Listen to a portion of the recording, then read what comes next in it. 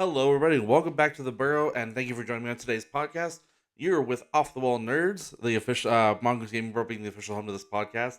So, real quick off the bat, you'll notice Justin is not with me again. Justin, of course, has had a rough year, but ideally, Justin will be back for our season 3 of our podcast starting next year, which, let's be literal here, next week.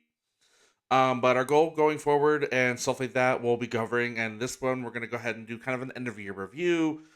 Stuff I've enjoyed a lot, doing on the channel with the Gaming Burrow, continuing the podcast, looking forward to some stuff, and kind of retroactively looking at when I made a video beginning of this year where I was all the year of the mongoose and laid out what I wanted to do going forward. Holy crap.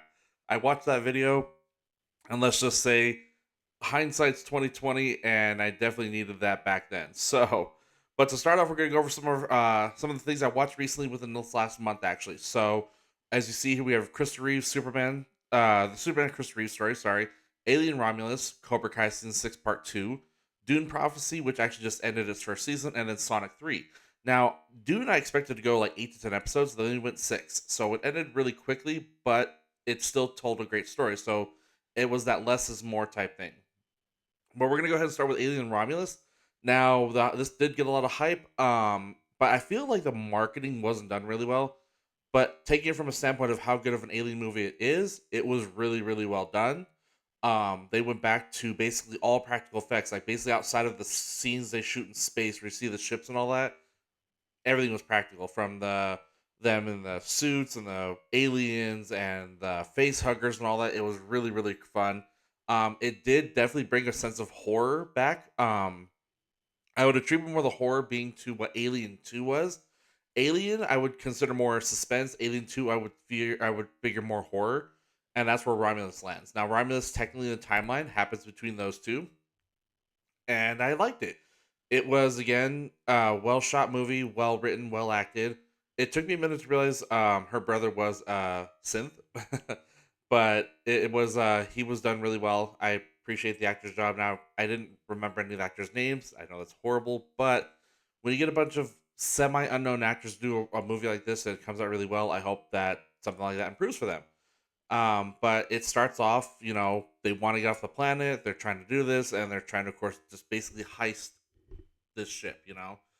Um, so they get on there, and of course, find out that we actually see Ian Holmes, uh, robot, and while I'm pretty sure it's Ian Holmes voicing him, of obviously de-aged and attempted. And I can understand the de-aged because, of course, the android, well, robot doesn't age, but of course, still evil. I don't care what anybody says; he's evil.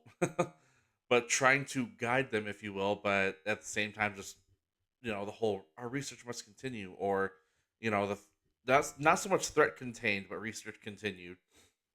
But it definitely, I gotta give credit. Like I was watching it, and I was like, okay, don't watch this movie in the dark. Make sure you have somebody with you. But it was a lot of, okay. I'm gonna say fun, but it was a lot of fun. Um, the xenomorphs were done, of course. I'll say this: even with the CGI xenomorphs, I will say one thing's been consistent has always been their movement. Even from puppeteering to CGI, it's always been consistent with their movement of what they can do, hopping around. Their walk is just menacing because all they do is they don't really run; they just walk on up to you like a damn zombie. No matter how fast you run, they're always right there. I will say the face huggers being able to run, leap, and bust through glass was was a little terrifying because then as they try to get out of the lab and they bust through the glass, you're like, oh, so yeah, it was that was actually one of the more that was for me one of the more scarier moments just because you don't think they're gonna bust through the glass and then they bust through. And of course, when they're in the bay and they're in the water and he's, oh, there's something in the water. Yeah, I knew what was gonna happen right then and there. Um, but overall, I give the movie a solid rating. Not really into the rating personally. I'll say, oh yeah, eight. I never actually said like 8 out of 10, but I would say, hey, go see this movie. But as far as like the Alien franchise goes, and I'm gonna kind of skip over this one just because I only watched it once. And it's hard to watch it more than once with a 5-year-old who shouldn't see this type of thing. But it was again really well done. Again, the time frame between 1 and 2 Now there were a lot of Easter eggs in there. According to the director, I went back and looked like freeze frames and stuff like that. I wish I would have thought more, put them on, but Ripley was in this one, not Sigourney Weaver, but Ripley was in this movie. In one of the scenes, you look really, really hard. You see her shuttle slash escape pod. There's a lot of Easter eggs and callbacks to the previous films. For those wondering if you are, if you are fans of the franchise, remember Alien 3 and 4, kind of nixed from canon. Those have been labeled as dream sequences as Ripley is asleep during her hibernation. So while they're canon, they're not canon. They're just her dreams. So Alien 1 and 2 definitely happened. Alien 3 and 4 are more, oh, this happened in her sleep. So, but with Romulus, they do, she does survive. So there is that. Like, at first, I genuinely thought they're going to have more of them survive, not be like, oh, they're gonna kill everybody. But at the same time, I was like, okay, you know what? Kill them all. Like, really, really say, we're gonna go ahead and kill them all. Fede Alvarez did a really good job with the whole like, will they, won't they type thing. With Callie Spady playing Rain, did a really good job. I really liked her character a lot. Of course, David Johnson playing the synth slash her brother. He did a really good job portraying. I'm just gonna say android, it's because I'm used to it and I'm a Trekkie, but he did a really good job portraying his character and nailing nailing the dad jokes.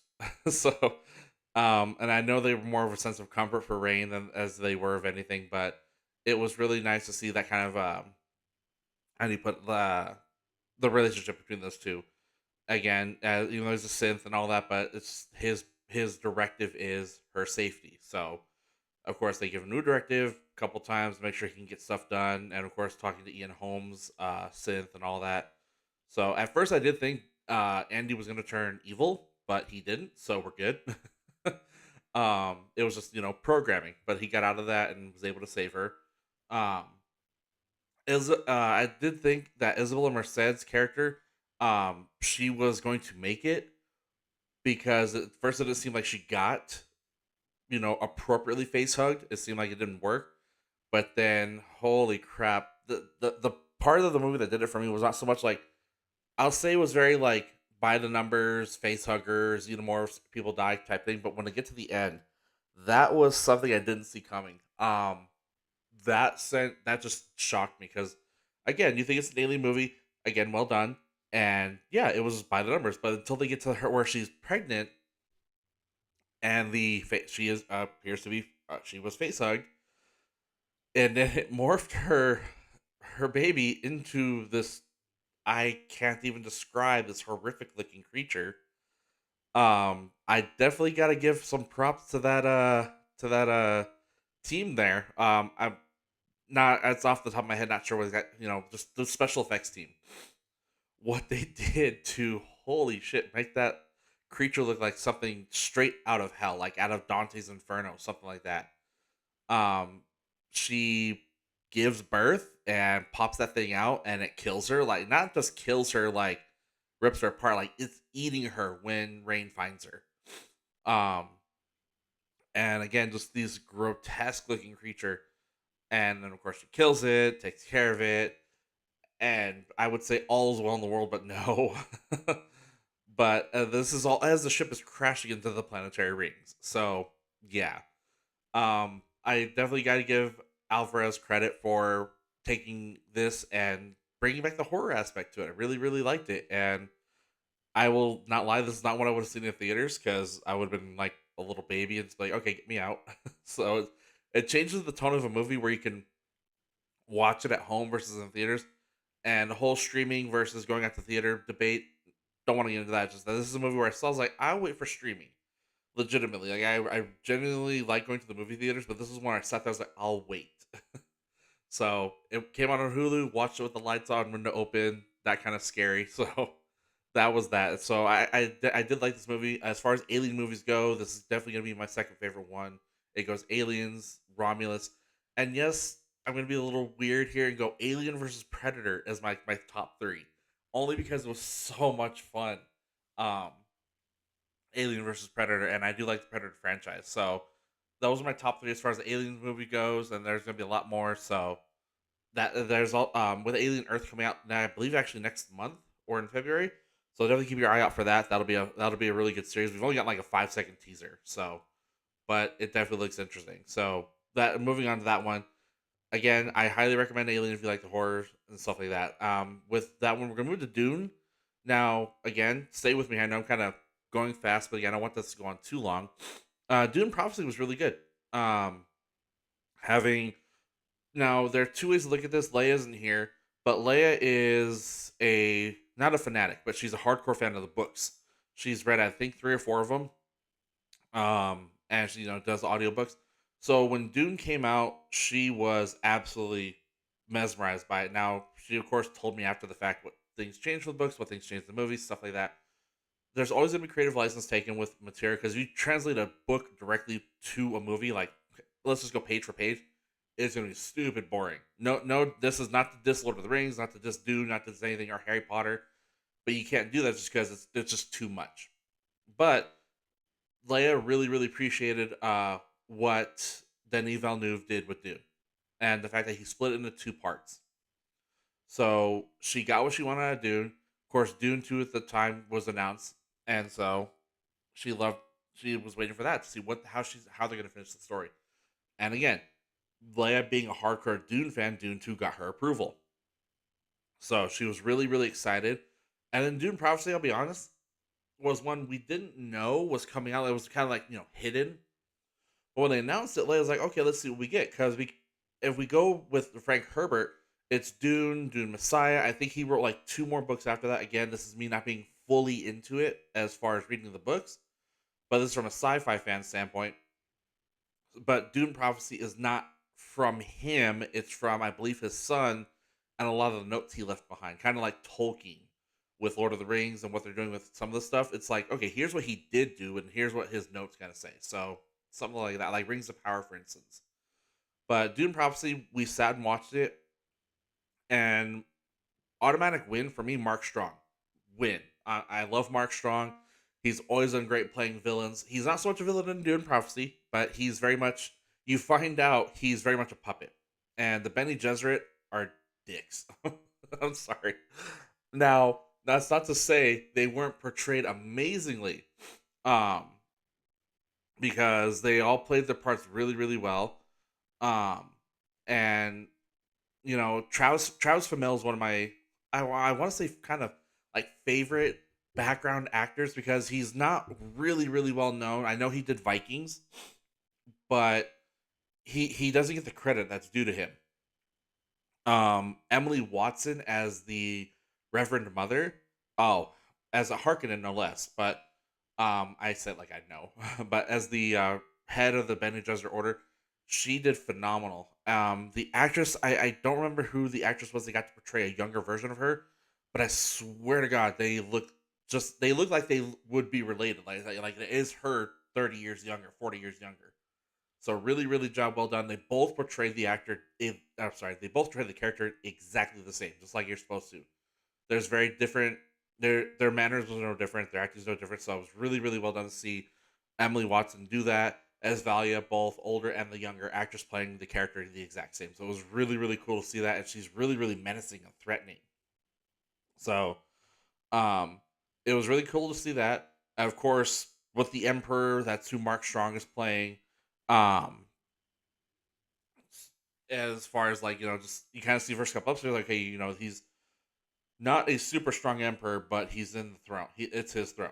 Um, and I have to give kind of a side note here to Jodie May. What is it with her and not liking her kids? Okay, so to put that comment in context, Jodie May played the Queen in Witcher season 1, where she was Ciri's grandmother. And of course, I'm sorry, she's a bitch to her kids. She was really really ornery about Ciri's mom and who she with the whole law of surprise thing. And yes, while she does obviously tell Ciri to seek out Geralt and begin her not more or less train, just know that with Geralt she's safe. It was like she's really mean to her kids. So it was kind of fun to see her go in this. with her two kids, her son and her daughter, and be like, oh, she hasn't changed. But brilliant performance by Jodie May, so she deserves the praise. Don't knock her for it. But it was really fun to see a lot of the stuff come to life, and kind of how, of course, the Benny Gesserit. Of course, for those who, if you did see Dune 1 and 2, and you obviously see the first couple episodes of Dune Prophecy, now you're like, okay, they're the Benny Gesserit with their truth sayers, advisory to the throne, the school in which they go to, and so that it was very not vanilla, but just like, okay, here's what you know. Then they go into definitely what you don't know. As far as, okay, this is what they're doing behind the scenes. Like, then we always knew, if you saw the movies and read the books, Benny Gesserit operate behind the scenes, but this was in full blast. Oh, this is how messed up they really are. And of course, their thing is for the good of humanity. It's like, okay, time out. Very few things are for the good of humanity when a cult is doing it, especially because the whole, they start off with the thinking machine war, a la Terminator. Now they don't obviously call it Skynet; they just call them thinking machines. And this takes place thousands of years after the war, in which the humans prevailed. And thinking machines are 100% outlawed. They're illegal. The punishment is death. So you obviously can't own one. And you see ones from as small as the palm of your hand to the big ass one you've seen in the last couple episodes, where Olivia Williams' character is talking to them. So yeah, you kind of get a sense of what's going on there. But they shut that machine down. So then you're like, okay. But it starts off very okay. I'm gonna jump to the beginning only because of what they did. So they kill a kid. It's very rare that series or movies will just act like kill kids. Credit to it. Credit to Dune Prophecy. A lot of things won't do that because kids are great, and kids are should be the light of life, stuff like that. But I've always been one of those, like, the directors or the writers need to take that step and just kill a kid once. Like Jurassic Park, I'm like, I love the franchise, but they missed the mark. You didn't kill a kid, at least not on camera. I'm like, come on. Um, so they, of course, what was his little brat's name? Not Jalisi. Oh my god, I'm an idiot. Re- or he was a regent or a prince or something like that. I forget. It's a really weird name, but of course, burned alive, much like one of the sisters. She was burned alive for the whole thing that Travis Fimmel comes in and just has this power. Now, for those who don't know, he actually is the Kwisatz Haderach. I'm not saying that right. They'll butcher me later. But he was, let me see here. I have to look up who, oh my god, I'm drawing a blank here. Olivia Williams' character name, not Valia. Oh my god, I forgot her character's name. But, um, but she ends up actually being the mother of Travis Fimmell's character. And this is like, oh, this is all coming together now. So he is an Atreides, and while he obviously doesn't know this Atreides has a son, this guy is the Kwisatz Haderach. He has seen Shai Hulud. From what it looks like, he has been consumed by Shai Hulud, because the whole thing with the series is that when these people die, or when the sisters, the women in training, all have that vision of Shai Hulud and then the glowing blue eyes. So it was really interesting to see this really, really develop. It was fun to see it from a standpoint of a fan like myself, where I don't know the whole lore, much like I didn't know the whole lore of Lord of the Rings, but to sit there as a sci-fi fan and be like, okay, this is turning into really, really cool stuff. And it's just, it was pretty crazy. And so, oh, Tula, here's her name. Thank you. Okay, I just reminded myself. So Tula, I would say, was one of my more favorite characters of the series. Travis Fammel's Bashar, as he becomes. Um, but Desmond Hart, he's one of my two favorite characters from Mother and Son. But I didn't, of course, didn't know that until the final episode, or at least when the episode 5 was, and I told us, oh wait, Desmond is her kid, and she and I were like, oh, we saw where this was going now.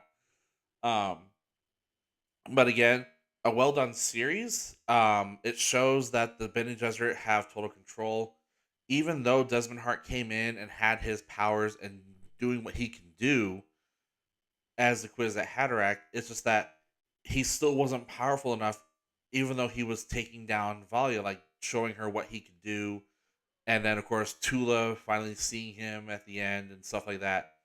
So it was It was very much a political game, but Mark Strong's Havoko wasn't really a tyrannical emperor, but at the same time, it's like he wasn't doing what the Benny he was doing what the Benny Gesserit wanted, but when he figured it out, obviously shit starts going sideways. Then he gets killed, um, and it just kind of takes off from there. So I want to say they ended it really in a good way, like a decent cliffhanger, because then everything is literally starts fitting into place in the final episode. You're like, oh, so I got to give a lot of credit to the you know to the cast of doing their jobs really well. It was a lot of fun watching it. Um, and yeah, I'd say as far as like origin stories goes, it was definitely up there. Um, I don't want to like ripe on it like I do other things, but other than it being like hour 10-minute episodes, like you're basically watching 6 mini movies. And I'm sitting here bitching about 6 mini movies at 6 hours, and I'm sitting here like, no, that's one Lord of the Rings movie. So, but it was a lot of fun. It was again Travis Fimmel as Desmond Hart was my favorite character next to Tula. I'd have to give credit to Jodie May for her performance because again, she hates her kids. It's not. I don't like her because she hates her kids. I just like her because she plays the role really. She plays the wounded wife and then wounded mother, has her own kids arrested. So it's just yeah, she really has an agenda and what she wishes she would have been a part of, so she could obviously do what she needed to do. So there's that. And also, I had some people kind of say like, "Oh, it's kind of like Game of Thrones without the dragons." Okay, and it is kind of funny that Mark Addy is in Dune Prophecy when he was also in Game of Thrones. So there's your connection right there. Um, so Dune Prophecy is really good. I would consider one of the better series of the year. Um, and that kind of a segue to the next best series of the year, Cobra Kai Never Dies. Holy shit! Was part two? I was not ready for part two. Nobody was ready for part two. Um, and I'll say that the fact that the last episode, nobody was ready for season 6, part two. The last episode, episode 10. Nobody was ready for that because while it was by the numbers karate tournament this time, when they get to the Saikai Taikai, it is there are no rules per se. It is basically get in the ring and you're fighting for your life, and it's not that they're allowed to kill each other, but you're getting the sense like you're gonna walk out there like I'm gonna get killed because there are a lot of dojos out there that this isn't like the All Valley where it's just couple three swings, punch, kick, and then point. This is they're throwing you on the ground, they're beating the hell out of you, so it's almost like UFC meets the mat. So, but uh, it was so good, and I will say this: most series are supposed to not get worse, but they always have their bad season. And usually you want the bad season to be the previous season. Like, okay, they improved, or like you have a bad season, like in a 7-8 year run, you have 2 or 3 seasons in the middle that are bad. Cobra Kai does not have a bad season. It does not have a bad episode. The writers took such care, and because they have Zapka, they have Machio, and a couple of camels from older. They got Martin Cove, who's now a main character. They took such care to bring back and do the series justice. There's no bad episode. There's no bad season. They keep improving, and every finale has been outstanding. From Miguel winning the All Valley to ending up in the hospital to what happened in season 6 with him dying with not Miguel, and Miguel didn't die. Timeout, but one of the guys from Cobra Kai getting killed because he decided to take the knife and use it as a weapon, and when he went to use it, he stabbed and killed himself. And then all you hear is cut the feed and then black. So very very dark. They end on a death. Like when at first we thought Miguel died, and we thought, of course, Kreese died, but then he faked it. No, this is 100% permanent death. So you're like, oh, that's how they want to end it. So I got to give them a lot of credit for doing that and really setting the bar higher because season 6, part 3 now, you're like, it comes out February 13th, has been confirmed. So less than 2 months. I can make it. Um, but holy hell, it was something. It was one for the books. It really was. Um, and I love that one of my favorite. I did say this earlier with Travis Fimmel. One of my favorite up and coming actors, Louis Tan, who I loved him into the Badlands, who I loved in Mortal Kombat. Um, is one of the senseis in Cobra Kai, and I saw the previews like, hell yeah, I love this guy. So I'm so glad he's in this and part of this franchise. He plays the sensei of the Iron Dragon Dojo, and very much their top two fighters are ruthless. Of course, he makes one of them ruthless because you do see in the scene he does beat him. Like he misses a kick by a literal centimeter, and it's basically a lashing. Um, but it was really really good. And they got a lot of up and coming new people, and so what it is that they got one of the characters they have is actually a taekwondo champion. I'm gonna see if I can find her name real quick because like she is absolutely outstanding. Hold on, nope, gotta go through all of them. I'm sure I could look it up in a faster way, um but while I'm looking it up, we'll talk about one of the funnier moments. And that's fucking um Chosen and Kim. Sensei's Chosen and Sensei Kim having their little moment. Oh my god, that was hilarious. And they both basically start talking shit and then they start making out. It's like, oh. And then you see them having tea or coffee together and it's just like her hair is down. It's like, okay. And this and that. And of course they do the whole don't get the wrong idea here. Um, Chosen is smitten. I'm sorry, he's in love with her. But then, of course, that's when all shit goes sideways. The girl I'm talking about is Reina Valen. Oh god, damn her name, Valendingham. I'm pretty mispronouncing that. So if any of her fans hear this, my bad. She's a 13-time Taekwondo champion. She is the other fighter in the Iron Dragon, Zara. And at first I thought, just not to be ignorant, but it's like cool. They got another, female fighter to take on Tori or Sam. Tori or Sam will get killed by this girl. So a little bit of background on Reina here, the actress. This is her first role, period. She's doing great. Secondly, again, she's the 13-time Taekwondo champion. Probably she has like 5 million followers on Instagram. I looked her up.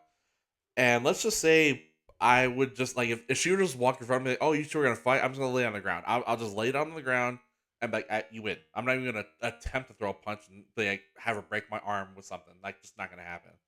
You could give me a gun and I still would not even attempt it. Like, nope, I'm good. I'll just lay down. Um, she's done amazing, and it helps that she has that kind of background. So her any of those moves we see from her actually her. So unlike Mandy Mauser or even Jacob Bertrand, them they have kind of like their stunt doubles. Raina's doing her own stunts, for obvious reasons, but she plays the role really well. But plays the evil role really really well. Um, and again, Louis Tan's character, of course. Then we get the surprise Terry Silver is back. Like, what the fuck is going on? um, So we get Terry Silver, and of course, this whole thing leads like where they think something's going on. They finally all track it down, and there he is. It's Terry Silver, and you're just like, what the hell? This guy will not go away, and even sends Kreese over the edge because they had to team up with Kreese for like a couple minutes. But okay, you didn't send this guy. You didn't send this guy. What the hell? And Kreese is of course behind the scenes pulling all the strings, and we then get a little flashback to him getting off on the charges because Stingray talked and all that, or recanted stuff like that. So that's how Terry Silver ended up being free. We find out he's not poor, but he's lost most of his money. But Iron Dragon is his. Like, he bought Iron Dragon and is leaving Louis Tan's character in charge. And he's like, he goes, no, I'm just gonna front you the money. He goes, I just want you to do this type thing. And so yeah, but it was I can't say enough good things about Cobra Kai. It's one of my favorite series of all time, and we like I said we end on the kid unfortunately dying, but season 6 was teased, and we hear something in the teaser. We hear Johnny. We hear Zapka and we hear Machio talking about what this has meant for 40 years, what this meant to them. And we hear Machio say, Cobra Kai never dies. And then it's at the same time as Zapka. But from Zapka, you expect it because he was Johnny Lawrence, he's Cobra Kai. Yes, Daniel LaRusso is Cobra Kai, but to hear Machio say Cobra Kai never dies, it's like, okay, time out. It was honestly pretty crazy to hear that. It really, really was. And they didn't show too much from season 6, part 3. Just a couple of honestly, just a couple of kicks, punches. It's the characters standing ready for their fight. So there wasn't a lot to go off of in this particular teaser. Just that it was Zapka and Macho talking about the legacy of it, and I was like, it was really great.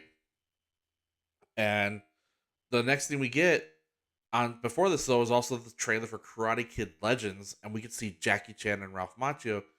And the premise of that one is it takes place a couple years after the events of Cobra Kai. So I really, really think we're gonna get a lead off from Cobra Kai into Karate Kid Legends, because by the time uh Cobra Kai, it will obviously start and end February 13th because all the episodes will drop. So let's just say February 13th, 14. Okay. Karate Kid Legends is released in the summer of 2025. So we're going to not have to wait too long. We're going to get the end of Cobra Kai and then jump into Legends. And we're getting more and more little tidbits from the directors and producers that Legends does tie into Cobra Kai. Um, we have Jackie Chan's character as Mr. Han, who comes looking for Daniel because of his ties to of course he says Sensei Miyagi.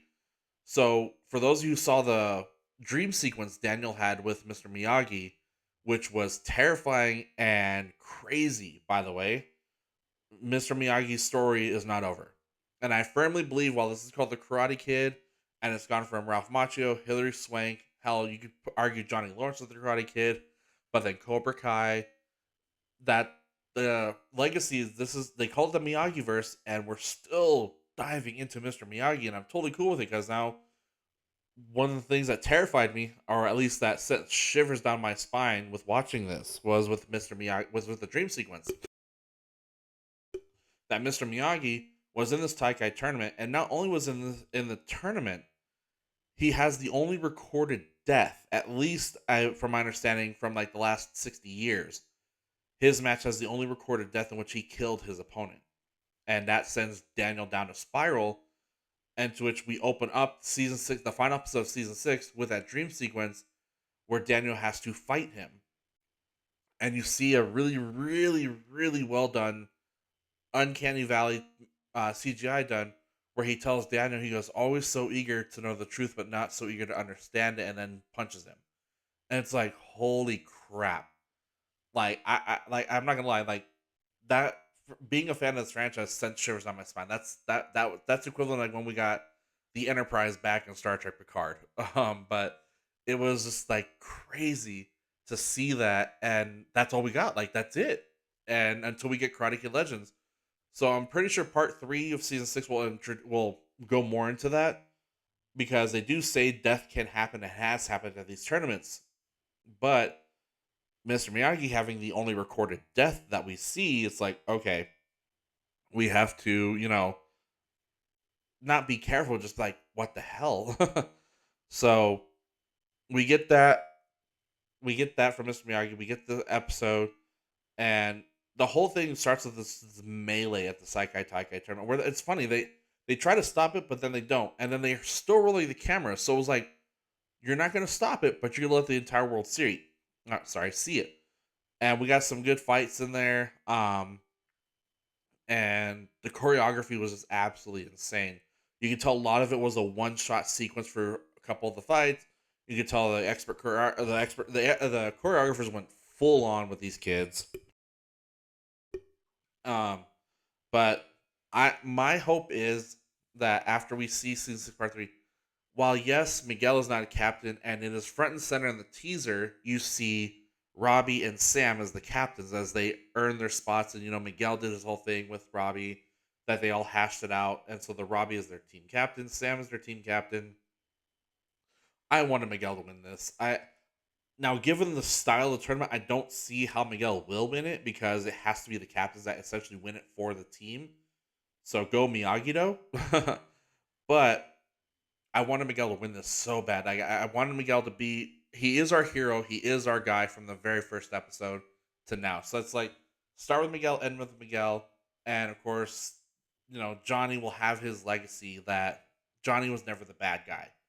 Um, and I know there's been jokes and stuff like that, but fans have viewed as okay, Johnny bad guy, Daniel good guy, and Daniel was never the bad guy, but Johnny was not the bad guy. Johnny was just misunderstood. He was bullied himself. We see that.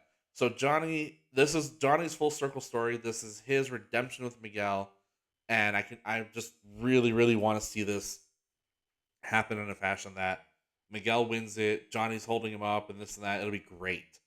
Um, and I'm still holding out for Hilary Swank popping in. I seriously doubt it's gonna happen now.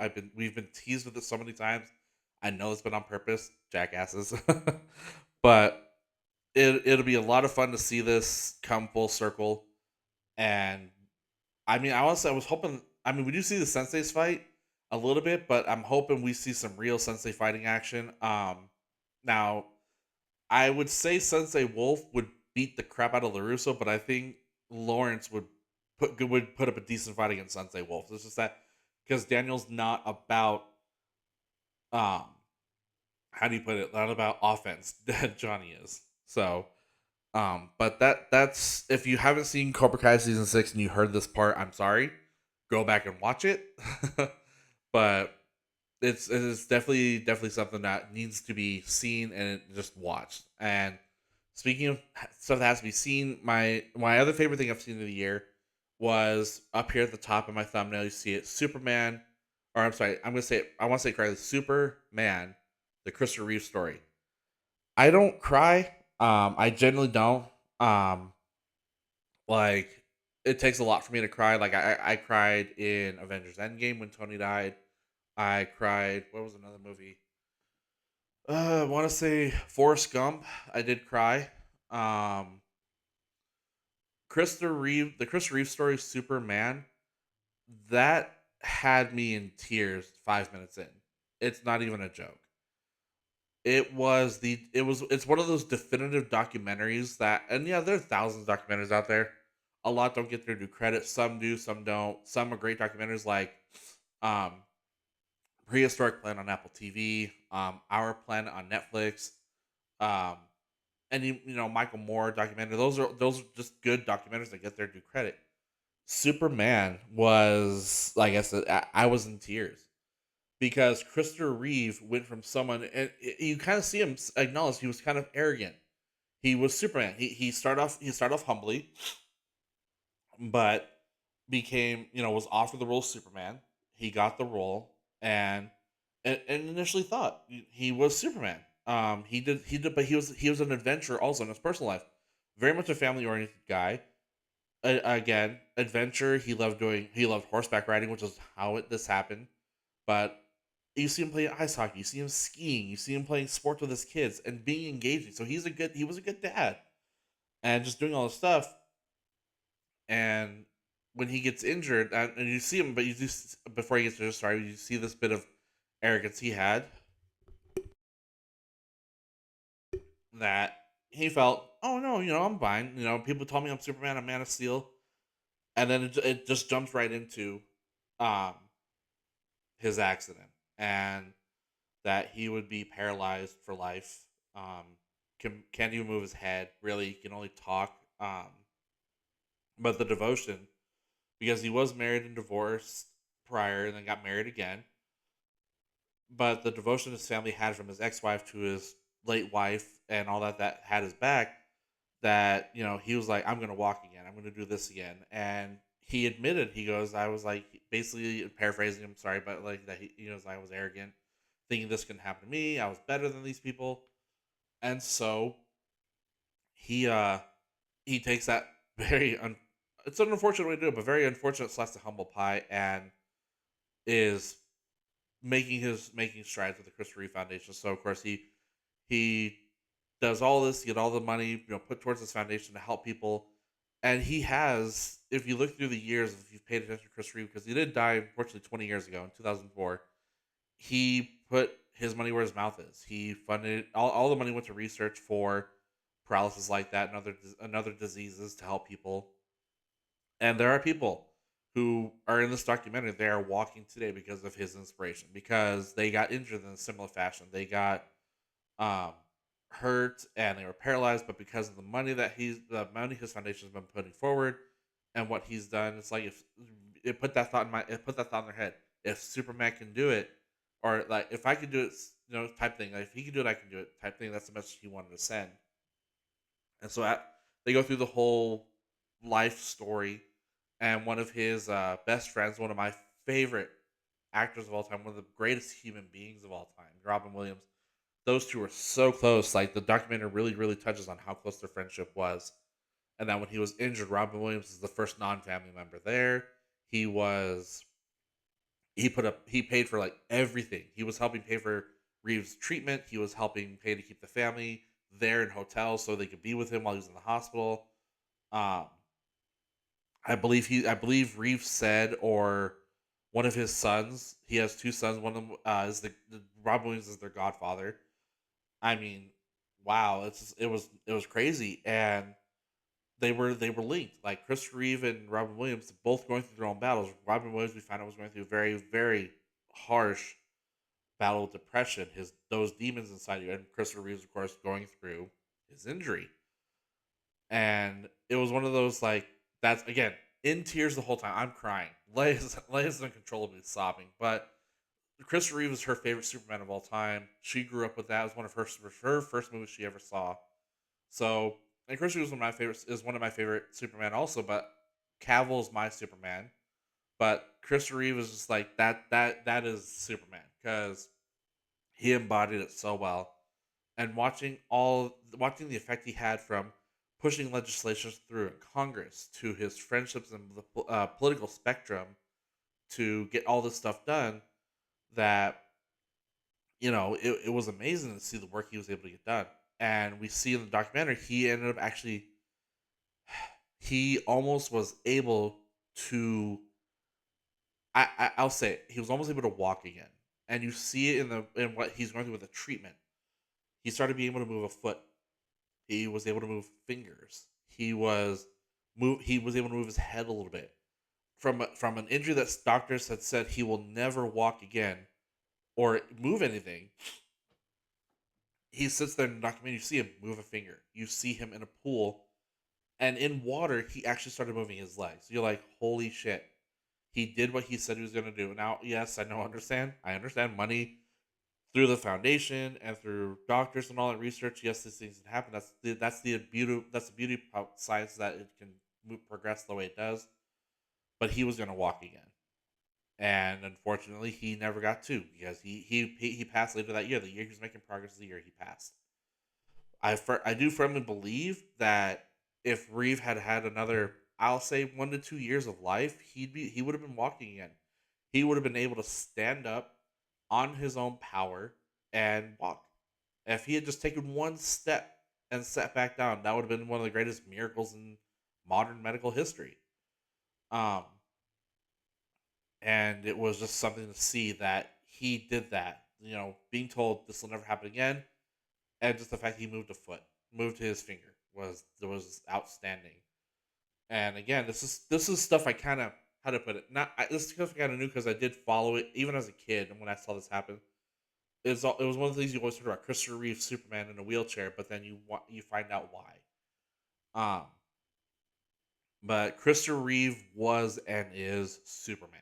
Like that is the definition of a hero, the definition of Superman, to inspire hope, to inspire change, and he did that.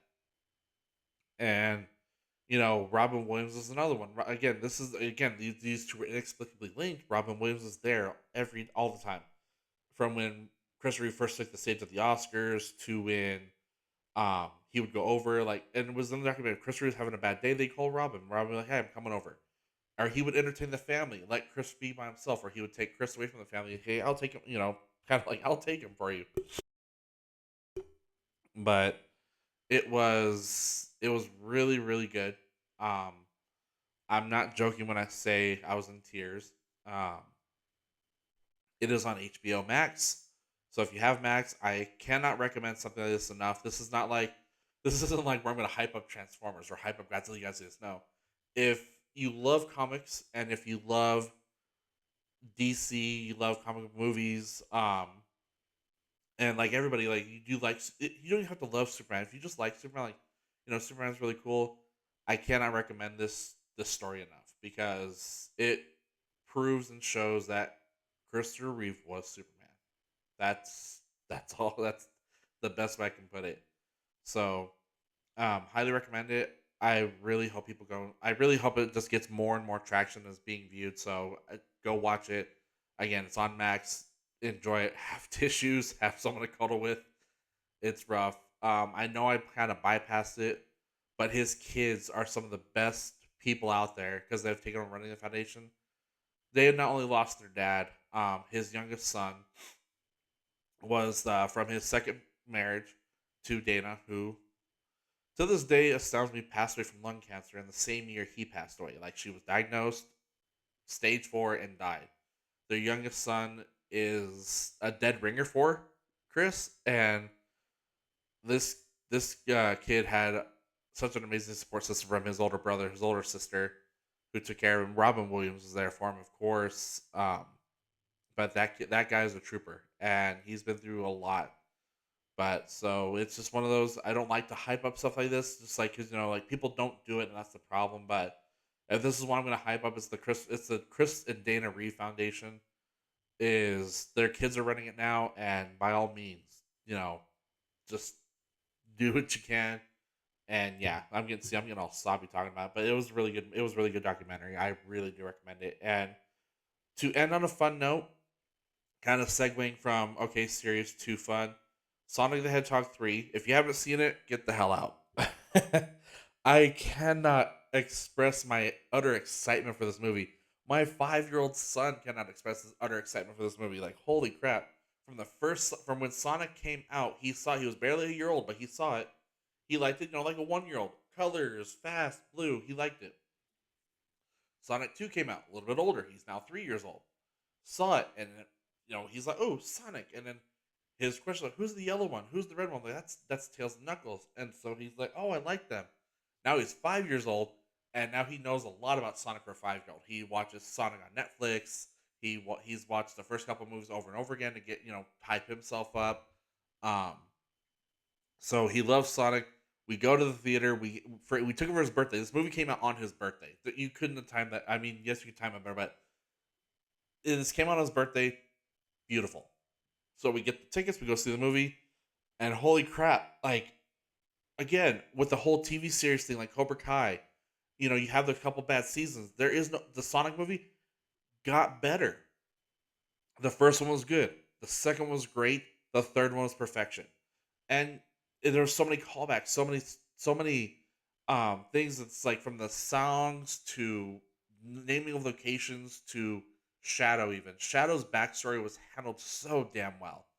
And as much as I first heard the rumors that Hayden Christensen was voicing Shadow, I was thrilled. I love Hayden Christensen. But then they kind of got corrected. Oh, it's not Hayden, it's Keanu Reeves. I'm like, I love Keanu Reeves. He's one of my favorite actors of all time. And Keanu nailed it. That's not even sufficient. Just I have to say nailed it. But there's just if there's a better way of putting it out there, put it out there.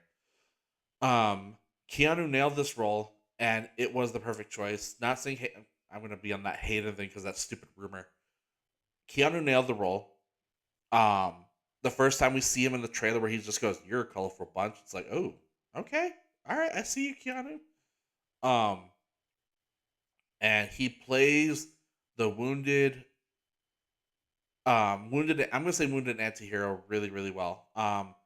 They do give us Shadow's story with Maria as to for those who aren't, of course, hardcore into the lore of Sonic with the games and all that.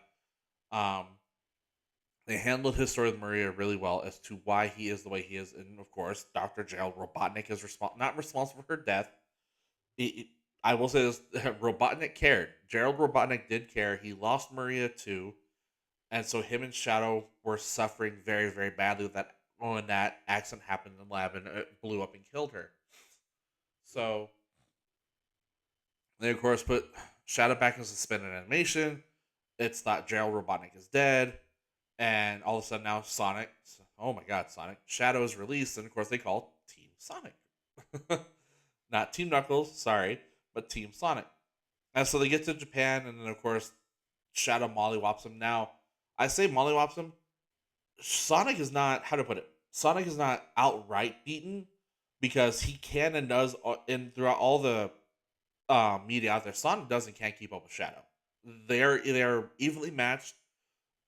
They can go toe to toe each other. The only Shadow does have the teleport ability, but if we're gonna take away teleport, then they're evenly matched. There's no ifs, ands, or what's about it.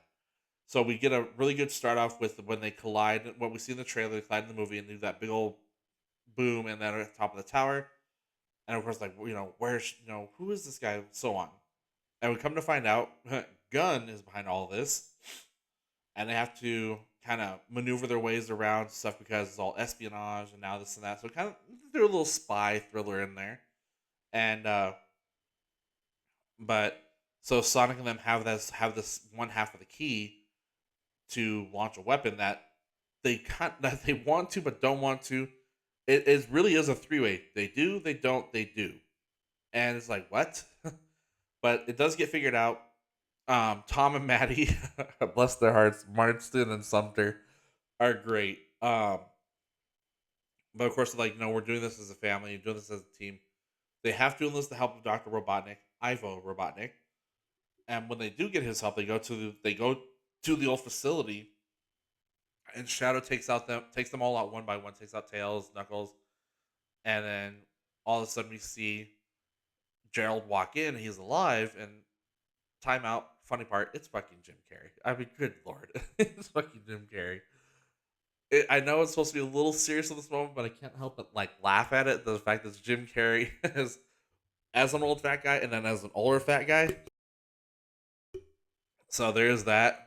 But we get more backstory into them because, of course, Ivo thought he was dead. Then there's Shadow and Sonic. We get more and more just that Shadow is just reminiscing, missing Maria, like, and he's starting to not starting to at the time, but just like he's out for revenge, and he wants revenge of the people who were responsible for Maria's death.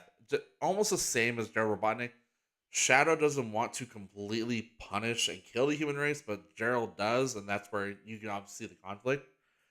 So Jim Carrey delivers a stellar two-way performance, and it gets really good.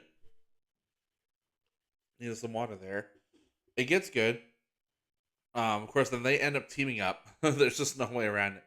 And of course, they're bonding through virtual reality. It's like, okay, it gets pretty bad. But of course, we see Agent Stone, and he's being left out, and you feel bad for Agent Stone, um, as he sees where this is going. And as the movie progresses, it's very much like how do they handle Shadow? How do they do this? So they infiltrate Gun headquarters, and that's where, of course, things get. I'll admit, I got a little confused, but then I had to get it right because Kristen Ritter's character was like, "Oh, we drew you here," and then Sonic's like, "What?" The whole thing was like just a wire, just because it all went to according to plan, if you will, because Gerald gets both keys to launch the weapon. So then, but what sets it off is that the whole thing is that Tom tells Sonic, even with all you've been through, you'll never change what's in here, his heart. Because Sonic will always be the guy that will try to make the right choice. Because he knows he's going to mess up. Tells him that. He goes, "You're going to mess up, Sonic, but as long as you make the right choice." So then we see Shadow knock out Tom.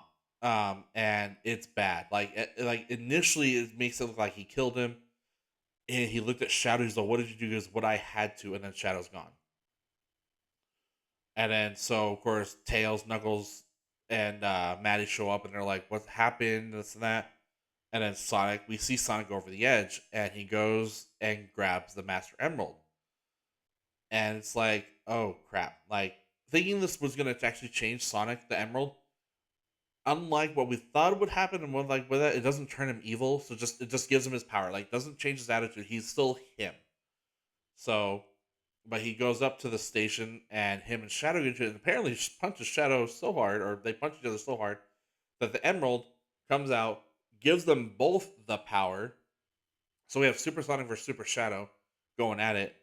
And then finally, after Shadow charges the machine and all that, and after we get Robotnik with his evil plan to basically destroy humanity, Sha- Sonic comes around and doesn't kill Shadow like he should, or like, yeah, like, not like he should, but like he doesn't do it because he remembers what Tom told him, and then they both sit there and they explain to each other. He goes, "I understand why you're like the Shadow, and this is why I'm like this."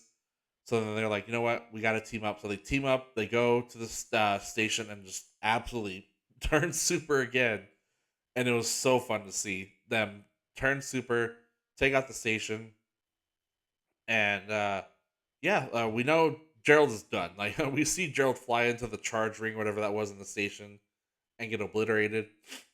And of course, Ivo Robotnik going out with the okay, going out with the self-sacrifice. But he does deliver a very very heartfelt message to Agent Stone that that was his best buddy, that was his friend. And he will always love his lattes with steamed goat milk. So we get that. Stone gets a little bit of closure, and the station blows up. Now, okay, I love Jim Carrey, but this is very final for Dr. Robotnik. The station blows up. You see him in the fire. Like, there's no way that he survives this. But we get that, and yeah, Robotnik's like, if I can't take over the world, I might as well save it. Does the self sacrifice, and Shadow goes with it. Shadow uses all of his power that he can to push the station further away from the planet so it doesn't destroy Earth. And so we see Sonic fall because he couldn't make it. Shadow takes over. Knuckles and Tails save him, and we see the station blow up, and that's it. So we're like, okay, so they're like, Shadow made the ultimate sacrifice as well. And Shadow came around to what Maria would have wanted. Again, this is all heartfelt. Like it's still funny. It's still a lot of fun. It's still an amazing adventure. But holy crap, they brought the heart for this one. And as me being a lifelong Sonic fan, I will always pick Sonic over Mario. I will. Okay, Sonic and Link, for me, Sonic and Legend of Zelda is very, very much a tie. There are far better Legend of Zelda games than there are Sonic games, but we're gonna go recent Sonic Frontiers versus Tears of the Kingdom, two of my favorite games of the last 5-10 years, and next to Gears of War. So we're good. But so Sonic ends. They get to have their little camp birthday party again, and when Sonic and Knuckles and Tails like, hey, we have to settle this. We have to figure out who won the race. So like, okay, fine. They go and race, and then boom, that's it. Movie ends. Now there are two post credit scenes, and we're gonna talk about them. One of them, we see Shadow. We see Shadow's ring in a crater, and we see Shadow walk up and grab the ring. Shadow is alive. Thank you. There's so much they can do with Shadows, especially. I would like to see a mini series like they did with Knuckles. I want to see a Shadow one, but not as funny, not as campy because Knuckles is that. Shadow is not. Shadow is very much an anti-hero, but and he's also a reluctant ally. He will always side on, I would say, the sense of good and logic. So Shadow is very much important on that aspect. Um, but I'd like to see a miniseries, or if not, Sonic 4 has already been greenlit and has already begun not production, but beginning the initial writing, screenplay, and all that. So we know we know the four, at least Sonic, Tails, Knuckles are coming back. We know that for sure. Um, and it's slated for release, I believe, winter of 27. It has an official release date and everything. Like this isn't, giant freaking robot with their bullshit. This is 100% confirmed by Paramount and Viacom. So that'll be fun. The other post credits we see is Sonic goes a little too far. It says New York State Park, and he's like, "Oops." So kind of funny. And then all of a sudden, you see red eyes pop up in the background. I lost my shit. It was fucking Metal Sonic, and I'm like, "Yeah, Metal Sonic." And of course, Sonic knows, and he goes, "Does the whole? If you're gonna catch the fastest creature in the universe, do better," and destroys it. But what do we see? 20 more Metal Sonics light up. You're like, oh, snap. So as he's about to fight him, then something else happens. We see a hammer come flying through and this pink aura. And right away, my son knew. 5-year-old son, he goes, oh, that's Amy. And yep, Amy takes them all out. And there she is, Amy Rose. It's like, yes. So for Sonic 4, we're at least going to get Amy, Sonic, Knuckles, and Tails. Hopefully Shadow. So we'll get 5 of them. Now they got to bring out like all these other characters. They have to bring in Rouge. I'm honestly how they do big if they do bring in big. But it was a lot of fun to see that. Sonic 3 is the best one, and I had a podcast about a month ago. One of my episodes was talking about the greatest trilogies of all time. I touched on Sonic, and Sonic 3 does deserve mentions. One of the best trilogies because there is no bad movie in the trilogy. There's Lord of the Rings, Back to the Future, Sonic, um, How to Train Your Dragon has no bad like the each trilogy it just gets progressively better versus Fall didn't. I will say a lot of them fall in one, but like How to Train Your Dragon didn't fall with the first one. Back to the Future didn't. Sonic didn't. So it's like they progressively got better. Um, so Sonic 3 definitely deserves mentions one of the top trilogies of all time. And yeah, so that's kind of my take on that. That's what I liked, what I watched in the past month or so. This is the season finale of Off the Wall Nerds podcast. I will come back. The goal is to do so kind of jumping into segueing into what I'm looking forward to in 2025. I'm gonna try not to be so naive, but first off, holy shit, I gained almost 500 subscribers this year. So for those of you who are watching my subscribers, thank you so much. The live stream will be coming. I am so sorry. At least I remember. The live stream is coming probably January 3rd or 4th. I have to see what I'm working. But it will be a Pokemon centric stream. It should, if I get the angle right, it should be my TikTok, my YouTube, and my Twitch all live at the same time. I'm at 500 subscribers. I'm at 556 subscribers as of this video. I literally, no joke, have gained over 500. Wait, 400 or 500? 500 or something like that. I've gained hundreds of subscribers this year. I didn't anticipate that. I am thrilled. So thank you all for the support. I have more Pokemon content coming. I have more gaming content coming. The live stream to celebrate this milestone will be happen. I'm hoping next week. It's just my work has been not that it's bad work. It's just my work schedule does not align with me wanting to do a live stream. I kind of got to get that going. But what I'm looking forward to, we'll do a year in review. Again, season finale Off the World Nerds podcast. Thank you guys for tuning in. These will be coming out at least once a month for the next year. So this is the end of season 2. Season 3 will premiere probably the end of January and kind of going forward and the end of each month going forward. So I'll aim to do 12 episodes next year. And that's kind of what I want to do. One a month going forward. That was the goal here. I didn't quite get there. I think this is going to be episode 9, so I missed it. But the goal is to do 12 episodes next year. Ideally, I'll have Justin back, and he and I can banter about stuff. Um, so as far as what next year looking forward to, I will be where I'm at working. Pokemon Go related stuff, not the best year socially for me. I didn't get community ambassador. There's my video. Go watch it. As to what happened. The events up here, the events for Niantic have just been kind of eh. Now I did have fun with a few of the events, but Niantic has done a little bit better this year. But the holiday event has actually been really lackluster. Again, gonna continue on the Pokemon Go content. Gonna continue on with trying to get stuff going. With everything, just like from Pokemon to my channels to my social media stuff like that. Um, and of course, I'm gonna have my kiddo more involved. He's 5 years old. He likes to sit in my chair and say, "Welcome to Mongoose Pup Gaming." I'm like, "Oh God, what have I done?" So goals for next year are going to be 750 subscribers. Okay, I'm gonna set a lofty goal because I did set a lot of goals last year. And I went back and watched my Year of the Mongoose video, and holy crap, I reached my subscriber goal. That was one goal I set, but there are a lot of goals. Like in Pokemon Go, I wanted 10,000 raids that didn't happen.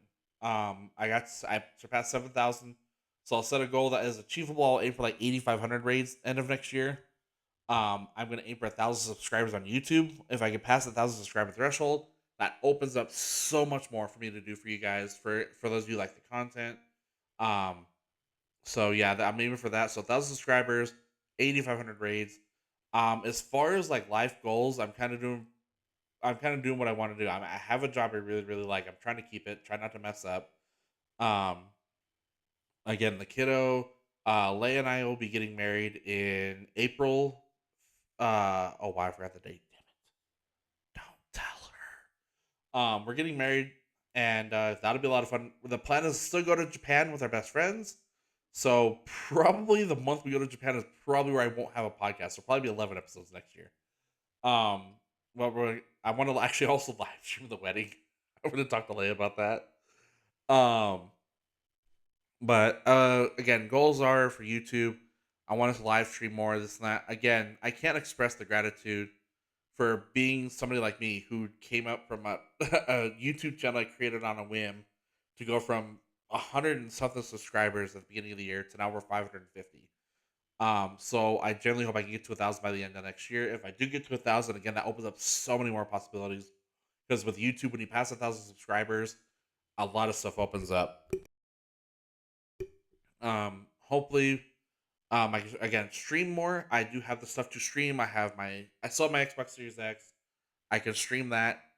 Stream some fun stuff on that for like Jurassic. I want to do Jurassic World videos.